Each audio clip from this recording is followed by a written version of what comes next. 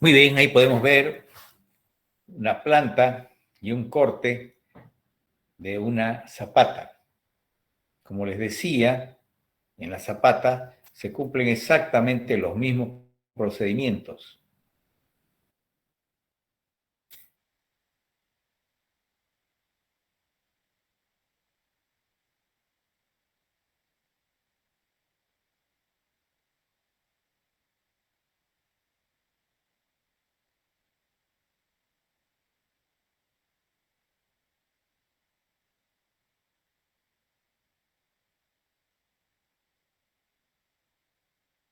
El hormigón se lo vibra y después de un cierto tiempo, que en el caso de la zapata podemos hacerlo después de 3 días, y se procede al curado, es decir, al regado con agua permanentemente durante por lo menos 3 días.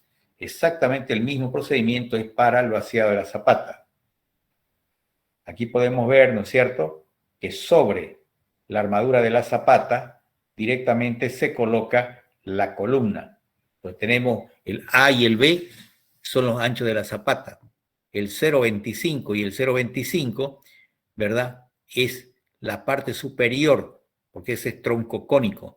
Y más en el centro tenemos directamente la columna, en este caso, que es cuadrada.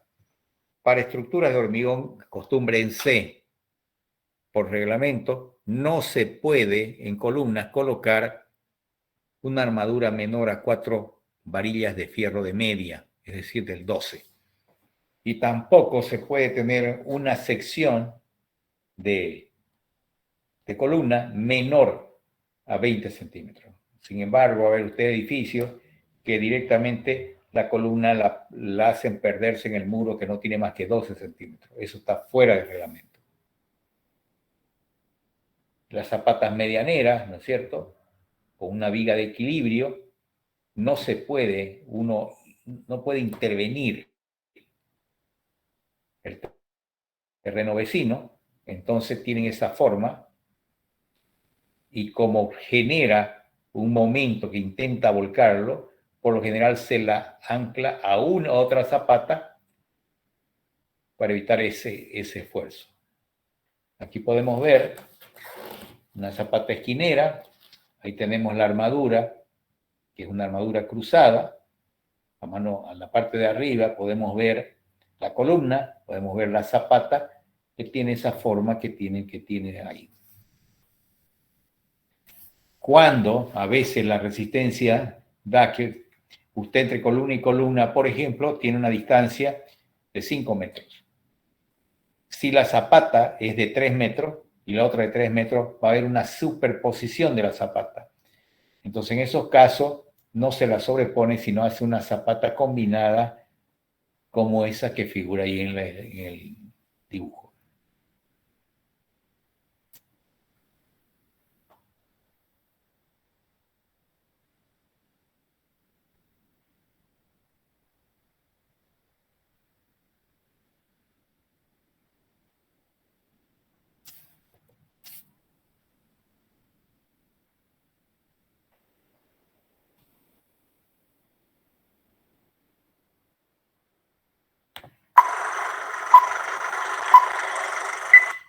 A continuación, te mostraré los pasos a seguir típicos para la construcción de fundaciones con zapatas.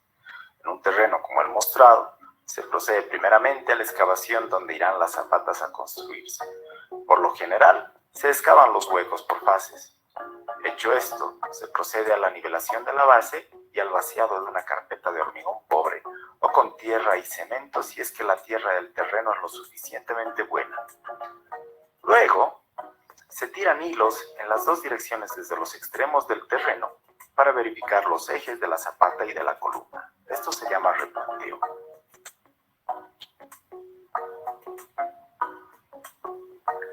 Justo en la intersección entre los dos hilos tesados desde los extremos del terreno, se cuelga una plomada para trazar los ejes de la columna y la zapata en la carpeta de hormigón pobre.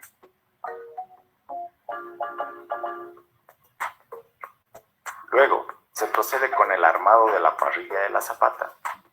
Para esto, Se toman aceros cortados, se doblan los aceros respectivos con los ganchos necesarios para soportar la tracción en ambos extremos de la barra y en ambas direcciones.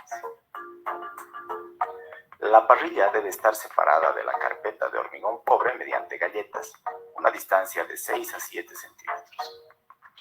Luego, se acomoda el acero de la columna, construyéndolo con ganchos en la base y estribos que envuelvan los aceros longitudinales.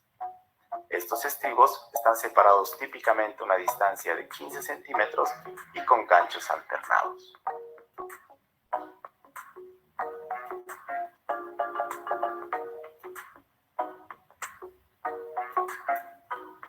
Acomodada la parrilla y los aceros de la columna, se encofra la zapata con tablas. Se procede con el vaciado de la zapata con hormigón y al día siguiente se quita el encofrado. Ahora se tiene una plataforma limpia para apoyar el encofrado de la columna.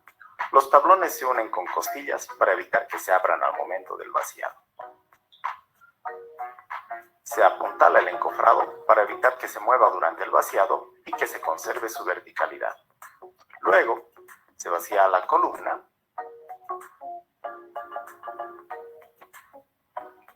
y se quitan los puntales y el encofrado, preferentemente 2 días después del vaciado. El paso final consiste en rellenar el hueco con tierra compactada. Y se procede de la misma manera para todas las siguientes zapatas y columnas. ¿Alguna duda? Ingeniero, una pregunta. Si no me equivoco, creo que ahí no logró poner lo que es el cono de cemento, ¿no ve? No, la zapata que ha puesto, que hay en este video, es una zapata plana, pero normalmente son cónicas. ¿Alguna otra duda?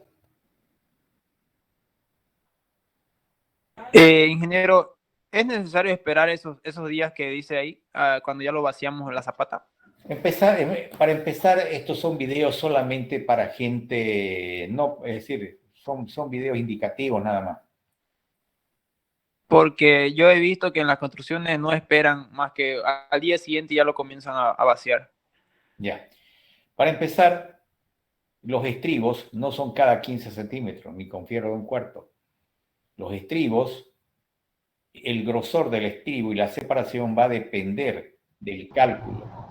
En algunos casos tenemos estribos cada 10 centímetros y estribos hasta con fierro de 3/4 de pulgada. En otros casos tenemos distancia entre estribos de 20 centímetros y fierro de 1/4. Eso lo va a dar directamente el cálculo. En este caso han hecho una zapata plana, pero nosotros lo que normalmente vemos, digamos, que la zapata debería ser de este tipo. Porque en esta parte de aquí, en esta parte, ¿se ve el puntero? ¿Ven el puntero o no? Sí, se ve, Inge. Bueno, sí, se ve. en esta parte los esfuerzos son mucho menores. Por eso es que si nosotros agarramos y lo hacemos todo esto así recto, no estamos mejorando la estabilidad, sino le estamos dando una carga que el suelo necesariamente tiene que soportar. Por eso se hacen unos cónicos. Acá, por ejemplo, podemos ver la distancia H y esta otra distancia, que son distintas. Lo ideal es que esta distancia de aquí, la pequeñita esta, no sea menor a 15 centímetros. Esta va a depender del esfuerzo y la separación entre estribos va a depender del cálculo. Ahí en ese video hablaban de 15 centímetros, no. Va a depender del cálculo. En algunos casos están cada 10 centímetros, cada 8 centímetros, etc. ¿Alguna duda?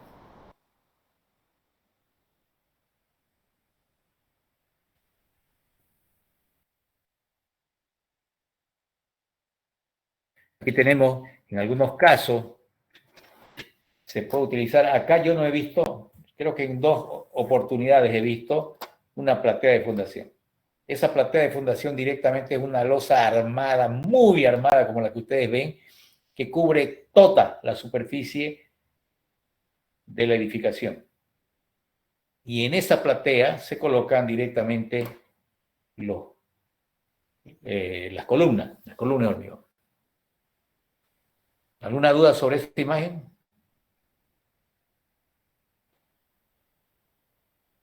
¿Me están escuchando?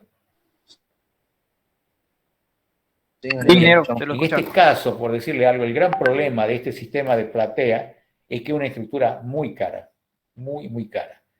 Por eso hoy en día en las edificaciones aquí en Santa Cruz no se utiliza la platea, sino utilizan directamente los pilotes.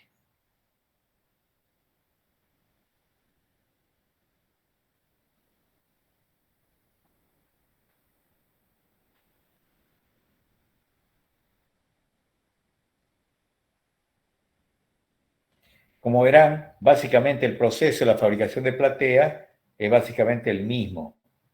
Para cimientos corridos, para zapatas aisladas, para zapatas combinadas, para zapatas esquineras. El procedimiento es básicamente el mismo. Muy bien, dudas hasta ahí.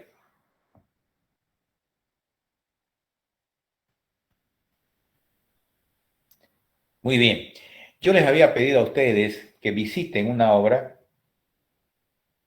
en la cual se estén haciendo excavaciones y pidan permiso, hagan un registro topográfico del lugar y vean de qué manera se está haciendo el sistema de apuntalamiento de entibado.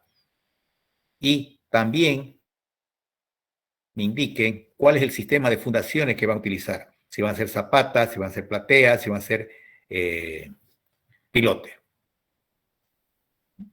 Hoy en día, acá en Santa Cruz, cuando las edificaciones superan los tres pisos, ya directamente se está utilizando un sistema de pilotaje, porque el problema del suelo en Santa Cruz que no es bastante deficiente.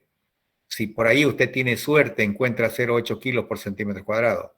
Sin embargo, en otros lugares, como en Cochabamba y otros lugares, puede llegar hasta 4 y 5 kilos por centímetro cuadrado. Acá es muy, pero muy bajo. Por eso es que no se utiliza fundaciones directas, sino se va a fundaciones indirectas, que pueden ser pilotes hincados o pilotes vaciados in situ. De hecho, estos dos sistemas de pilotaje son los utilizados en casi todas partes del mundo. El gran problema de los pilotes hincados, primero que está limitado el tamaño del pilote. En cuanto al espesor, imagínense, yo no puedo hincar un pilote que tenga 1 metro de diámetro. No hay con qué lo hinque. Segundo, en el momento en que yo procedo al hincado del pilote, ese sistema produce vibraciones. Y al producir vibraciones, produce un acomodamiento del suelo, no solamente que está en contacto con el pilote, sino en los alrededores. Y eso ocasiona asentamiento, y los asentamientos producen fisuras, partiduras en las edificaciones vecinas. Por eso, los sistemas de pilotaje hincado, por golpe, por martillo, no son convenientes cuando hay edificaciones vecinas, sobre todo en la ciudad de Santa Cruz, donde la mayoría, en el centro sobre todo, no tienen un sistema de fundaciones adecuado. Y para eso compiten con ventaja los sistemas de fundaciones vaciados in situ, que lo va a ver en todas las edificaciones. Entonces el trabajo, alguien me pasaba por la plataforma, ¿en qué consiste? La visita a un lugar, tiene que georreferenciarla con GPS, el lugar donde están haciendo ese trabajo. La profundidad de excavación, el sistema de entibado que están utilizando, el sistema de fundaciones que van a utilizar. Eso tiene que documentarlo fotográficamente y sobre eso me tiene que hacer un informe que forma parte de su examen, porque una vez que terminemos este sistema, que creo que lo vamos a hacer la próxima clase, va a haber una clase de preguntas y la siguiente clase es el examen parcial. En eso consiste. ¿Alguna duda? ¿En la siguiente clase el jueves? El jueves vamos a terminar todo lo que se refiere a fundaciones. El próximo martes vamos a responder cualquier duda que puedan tener al respecto. y la siguiente clase, el próximo jueves, va a ser el examen parcial. Muy bien, vamos a dejar acá, seguimos en la próxima clase.